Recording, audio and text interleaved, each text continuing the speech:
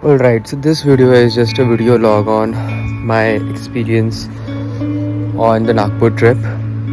So, I went to Nagpur after 20 odd years and it was very special.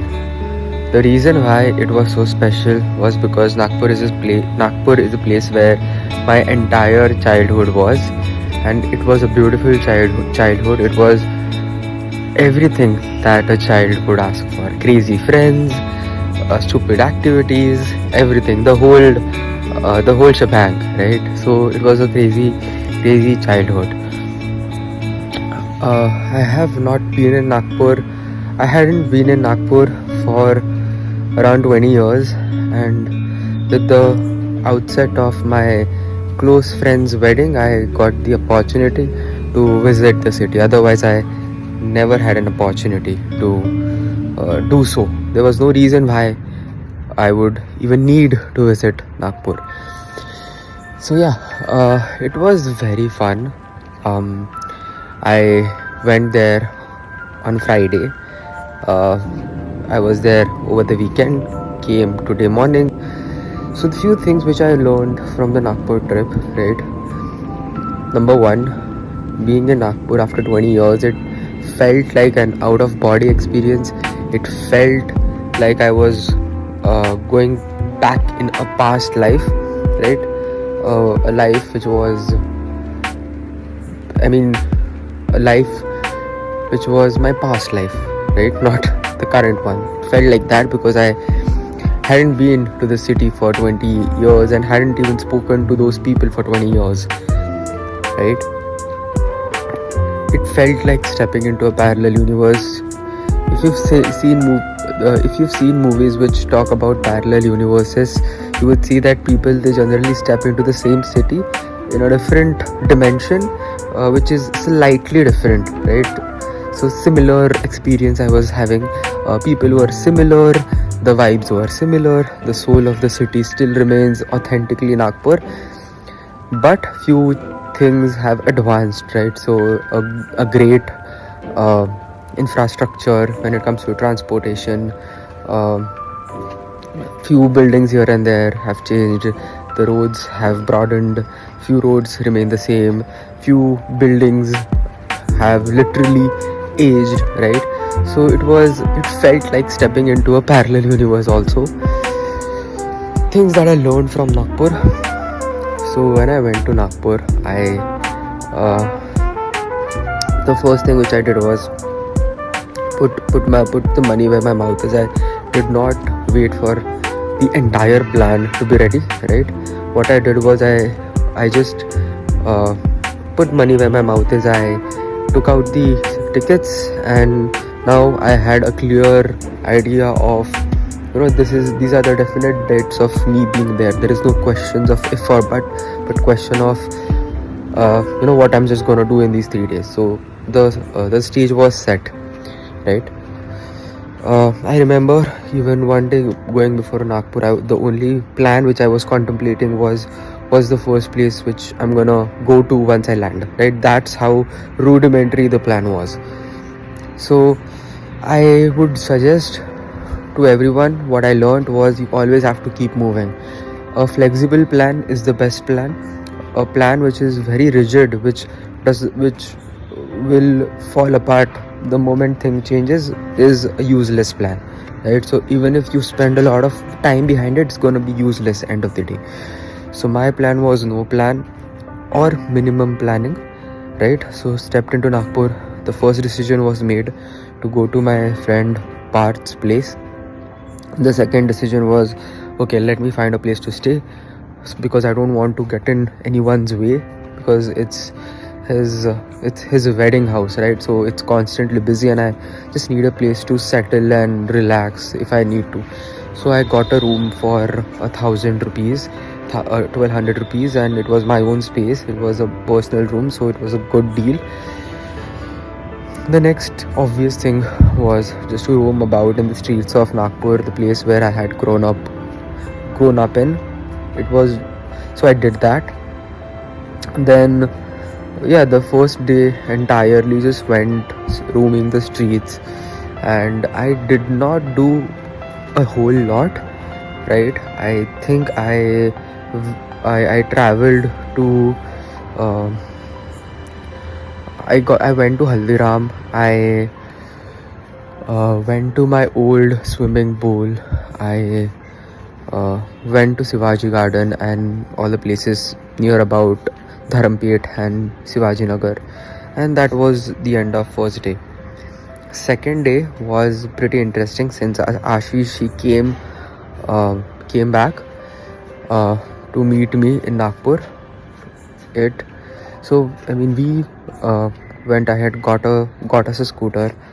Again, no plan, right? Ashish just had few key places from Nagpur mapped out, and as we were finding time in between all the rituals and all the functions which were going on for Parth, we just found time here and there and just went ahead and just visited all the spots. So yeah, I think on the second day we did visit, let me think, we got us a scooter. I know we went for a movie, we went to my school, we went to Haldiram, and I think we went to Futala, and we went to Ambaziri, right? On the second date, so that was day number 2. Day number 3, it was the day on which Path was going to get married. So but then we still had a couple of hours before the actual function started, so we went to Tekdiwala Ganpati, and then from there we went to Maharaj Bagh, and then we did the Bharat, and we did attend the wedding. After wedding was done, I just went to Eternity Mall because I didn't know, right, that maybe Eternity Mall is not the best mall to go to. It was a flop, but then we went there, and then it was time to drop Ashish on the railway station. So I dropped Ashish there, and from there I again came back to hotel, and beyond that point I did not do a whole lot because now it was a time to go to engage this thing reception. In reception, it was a fun time. I clicked a lot of photos with Kedar.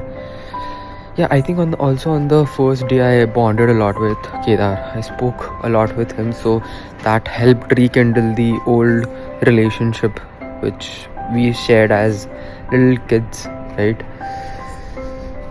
All in all, it was a successful trip. The learning out of it was two things, basically on two folds, which I was highlighting in the start also. First, put money where our mouth is, initiate things, commit to things, right? And no better way to commit to things than putting money where your mouth is, which means if you want to get lean, go put money in gym. If you want to learn, go buy that course. If you want to do whatever, do commit to it. And if you have the luxury of putting money behind it, please go do that, because as soon as you put money, then you start thinking, okay, what's the next best move, right? So that's the way to go about it. Second is always keep on moving. You might have the best plan, right, the most flexible, adaptable plan there is, but if you do not execute, then there is no point. So when I went to Nagpur, I physically did not have it in me to sit at one place and just rest in my room. I just did not have that. I wanted to move and I wanted to explore, right? That was, and I did not care about what, but just move, like just keep moving. So I think combination of putting money where your mouth is, a very very high level plan, not a very detailed plan, a very high level plan, and constantly moving, right, constantly executing is the key to success, I believe, right? Having a full-fledged detailed plan which falls apart the moment one variable changes is a very bad plan, right? In my case, my plan was so flexible that it was even able to take advantage of the little gaps of time that we were finding in between all the functions, the marriage functions, right? We were able to just take a call, go to a movie, right? Great. So very nice, very nice. What else? So yeah, flexible planning, constantly keeping on moving, and yeah, putting money where your mouth is. Don't hesitate to commit to a certain thing, and if that means putting money behind it, please do that. So if I hadn't booked tickets to Nagpur, if I hadn't created that window in space and time, this experience that I had would have never happened. And incidentally, this was the first solo trip that I did. It was not really solo trip, but it was essentially the first time I traveled alone. So all in all, very successful. So peace. I would now close this video.